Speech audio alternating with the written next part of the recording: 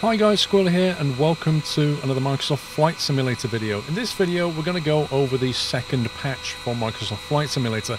Now the first patch, which rolled out a couple of weeks ago, was more focused on desktop crashing and installation issues. In this patch, the second patch, which is about 16 gigabytes, it focuses more on avionic fixes, aircraft fixes, performance improvements, etc. Now, rather than just read through all the patch notes in glorious and boring detail, I thought what I'd do is just highlight some of the key things that will most certainly affect your enjoyability of the sim. So let's get started.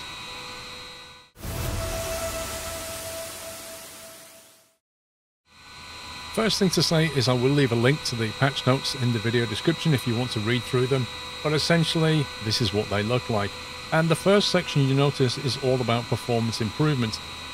A lot of this is actually untestable for people like you and I, tweaking CPU, thread priorities, etc. But the most interesting one I think you'll find is a new option to control the cockpit frequency update. Now, this was has been a bit of a problem with particular things like the Dreamliner. Funnily enough, the glass cockpit frame rate problem doesn't seem to surface too much in something like a TBM. But inside the Dreamliner, it really did surface itself. If I turn on the frame rate display, there we go, it's showing 36 FPS, averaging probably around 35. This will of course vary from system to system and the graphics settings and all kinds of other factors, but I'll just show you briefly what this means to me, and then you can have a play around with it and see what it means to you. So at the moment I'm on 35, 36, 37 FPS, something around that mark. Press escape, go to general and scroll down to the bottom of the graphics options. You'll notice this thing, the glass cockpit refresh rate. By default, it's probably put it onto medium for you, which is a good setting. Before this fix, it seemed to be running on at least high and it would steal a lot of frames from you. If I put this onto medium now and hit apply, and without moving the camera so nothing else changes, you should see that the frame rate average has gone up. So it's gone from between 35 and 37 to between 40 and 42, something like that. So on average for me it seems to give me about 5 FPS, which is not a bad gift, because on the glass cockpit you'll see when you start doing banking turns and stuff, a medium update for the glass cockpit is more than fine. You'll only really notice it when you go down to the low setting, which is the final option you can choose. If you are struggling with FPS, then do have a look at this. You will sacrifice a little bit of performance on the glass, but you obviously have a higher FPS across your sim. Now, if you notice now, I've stolen about another 4 to 5 FPS again, so I've gone from like 35, 36 to an average of 47, almost 48. That's a 10 FPS improvement just by updating the frequency that the glass is updated. I will preface this though by saying that I tried this at LAX and I hardly got any improvements out of it in the Dreamliner, so my guess is in that scenario it wasn't the glass cockpit that was locking my frame rate down. It was more to do with the complexity of LAX, which is quite a bad airfield, I've noticed, for my frame rate. Anyway, that's an option you should definitely have a play with. Next up is Aerodynamic Changes. They say they've improved wind turbulence simulation to reduce horizontal turbulences. This is something I've not fully tested yet, but essentially when you fly in windy conditions, particularly near mountains, you do get this kind of slightly unrealistic yawing effect, the horizontal turbulence. They seem to have dialed it down. They've also added this thing to low RPM piston engine vibrations in the cockpit. This is something that you get in real life. So for example, if we bring the mixture back and cut the engine off, watch what happens to the body of the aircraft as it stops. See that kind of little subtle vibration that you get, and it happens again on startup. So it's a nice little feature that they've added there. They've also done some changes to do with water particles, so when you're flying out through the rain, the water actually generates vibrations as you fly through the cloud and the rain. So yeah, they've just overall polished a few things to do with rain and just general realism around the aerodynamics.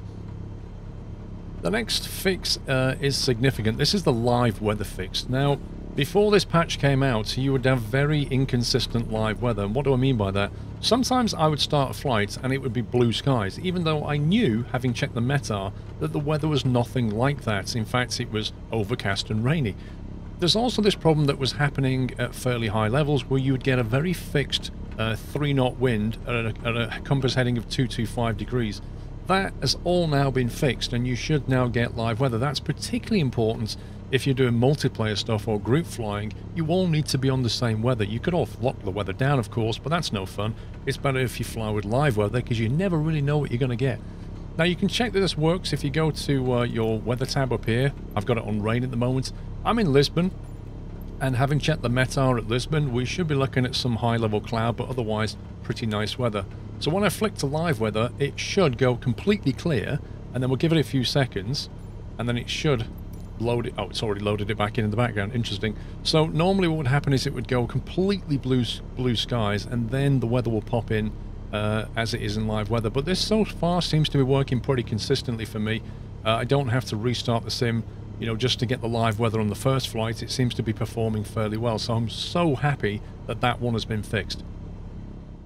Next up, there have been some changes across the board in terms of ATC. You've now got 3 different kinds of voices from ATC, and that's the gender of that is driven by your pilot, co-pilot avatar that you select in the options screen. You've had a bunch of UI improvements so that you can search for things, search for axis correctly, case-sensitive searches. You'll find all of that when you search across the control mappings. You've probably already got your control mappings set up already, though, but, you know, if you're new to this, it'll definitely make a difference. Now, in the Marketplace, we have some new options. So if you click on Marketplace at the top and then go to Official Content, you'll see down the left here, we've got a whole bunch of filters. So, for example, we could look for local, regional airports. This will become more important later as we get more content. You know, as the Marketplace fleshes out with hundreds of options, it will become quite important to have these filters. But, for example, if I want to look for something from, say, Flight Tampa and Orbex, I can just turn those filters on and scroll through that way. Speaking of which, there's something that you probably should grab if you go to the all screen and look for Paderborn. There you go. So click on Paderborn. Aerosoft have released a free airport, Paderborn, and you can just literally click buy and download. It's completely free. So if you haven't got it, grab it. You know, I don't imagine they'll not make it free, but definitely get hold of it while it's there.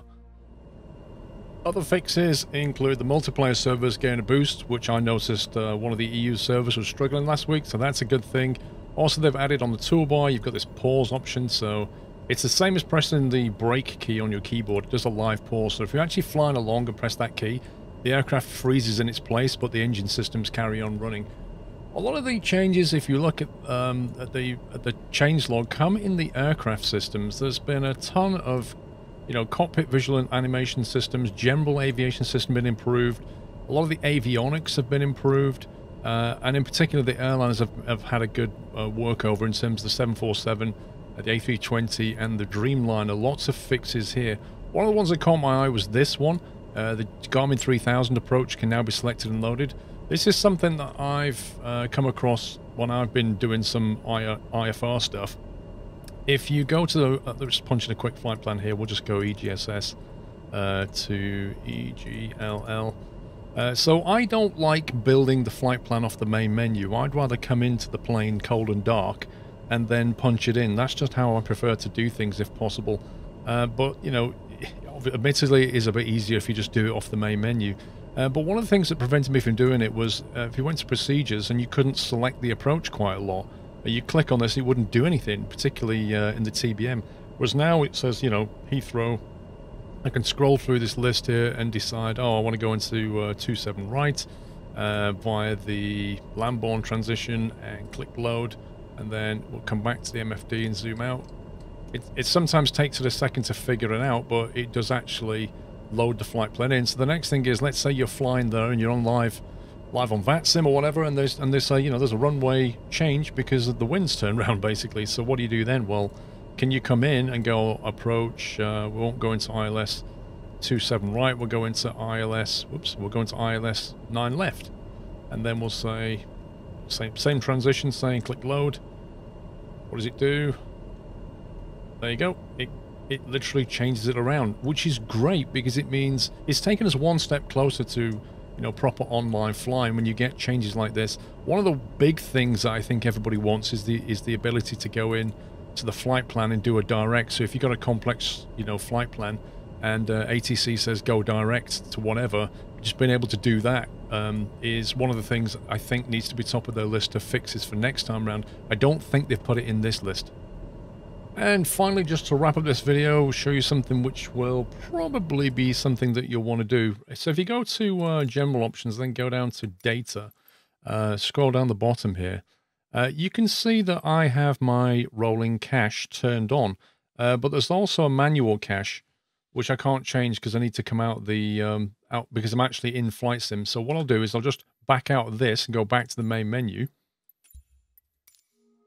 And now when I go to the options, go to general and then data, scroll down the bottom, you can see, so I've got my rolling cache, which is, so what I've done is I've given it 100 gigabytes of space and said, there you go, here's what I want you to put in that cache. It creates a 100 gigabyte folder.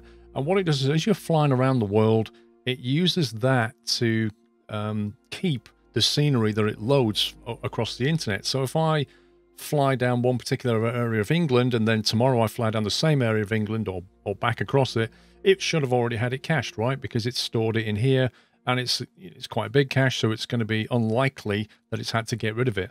However, you do now have some more manual control with the manual cache. If you click view here, what it will do is if you mouse wheel and scroll out, it will show you places where I've manually said I want you to cache this stuff. So you can see it's stored in my app data folder. You can click here and change that. And you can also adjust the size of it. You can make that bigger at any point. But if you want to make it smaller, I think you have to get rid of it first. But the way this works is quite simple. What I've done is I've created an area. I've called it the Southeast UK. And I've basically highlighted an area that I want it to keep. And I've created a cache region. It will always keep this now. It won't get rid of it. And it doesn't belong in my rolling cache. This is something that I can tell it that I want to always have. And you can make these areas as defined as you want. So for example, if you scroll into where you get the kind of grid level and then say create new cache and quality cache, medium, low or high, I think it automatically picks this based on the bit that you're looking at. So it kind of gives you a clue as to how good a scenery quality it has. We're going to call this, let's say, Isle of Man. And then it says here, you can pan with the left mouse button. You can paint with the right mouse button. So we can paint like that. We can do a brush mode by holding the shift key. So if I hold the shift key and do it, it does this. Or we can just select an entire area like that. And then like that and hold the shift key and just paint that in like this. So you can see how this works. And if you want to get rid of something, let's say we don't want to cache this, you hold the control key down and just get rid of it that way. There you go. So what you would do is you would basically grab hold of all of this and then hold the control key and get rid of all of that. Because we don't really want space taking up tiles for just, you know, water, that kind of thing. So get rid of all this. I'll just do it very crudely. There you go. Seems okay to me.